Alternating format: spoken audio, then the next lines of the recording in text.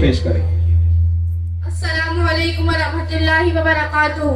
الحمدللہ رب العالمین والصلاة والسلام علی رسولہ الکریم.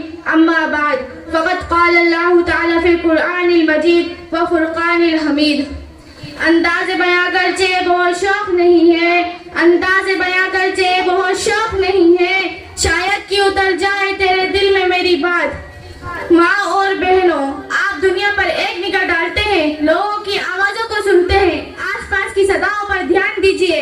آپ کو ایک آواز سب سے زیادہ سنائی دے گی، وہ ہے حقوق طلبی کی آواز. ہر شخص کی زبان پر شکوہ ہے کہ اسے اس کا حق نہیں ملتا، اس کے حقوق دبائے جا رہے ہیں، اس کا استحصال کیا جا رہا ہے، اس کے ساتھ ظلم و زیادتی ہو رہی ہے. آقا کو شکایت ہے کہ اس کا ملازم اس کا حق ادا نہیں کرتا. اسی طرح ہر شخص ایک دوسرے سے اپنے حق کا ساقی ہے. گھر باہر، شہر دیہاتی، امیر غریب، عورت مرد، بچے بوڑھے، ہر جگہ ہر ماحول میں حقوق طلبی کی صدا میں گونجتی نظر آئیں گی. دوستو، ہمیں غور کرنا چاہیے کہ ہمیں جب ہمارا حق نہیں ملتا تو ہم شکایت کے کیسے دفتر کھول دیتے ہیں، مگر احکم الحاکمین جس کے ہم پر بے شمار احسانات و نعمت ہے، کیا ہم نے اس کے حقوق ادائیگی کی فکر کی؟ کیا اس کے جو حقوق ہم پر عائد ہے وہ ہم نے ادا کر دیے؟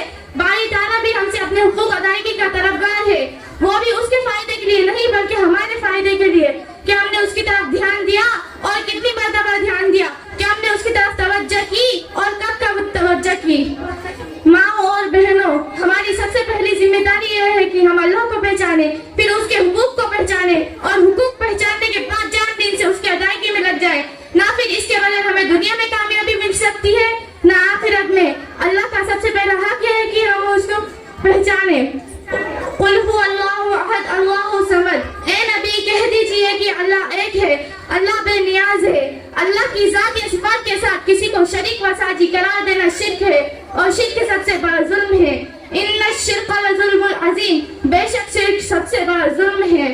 ہر گناہ کی بخشش ہو سکتی ہے مگر شرک کی بخشش نہیں. کسی شاعر نے سچ کہا ہے، رہ گئے قبروں کے پتھر سجدہ ریزی کے لیے، رہ گئے قبروں کے پتھر سجدہ ریزی کے لیے، ہو چکا رخصت دلوں سے مسجدوں کا احترام.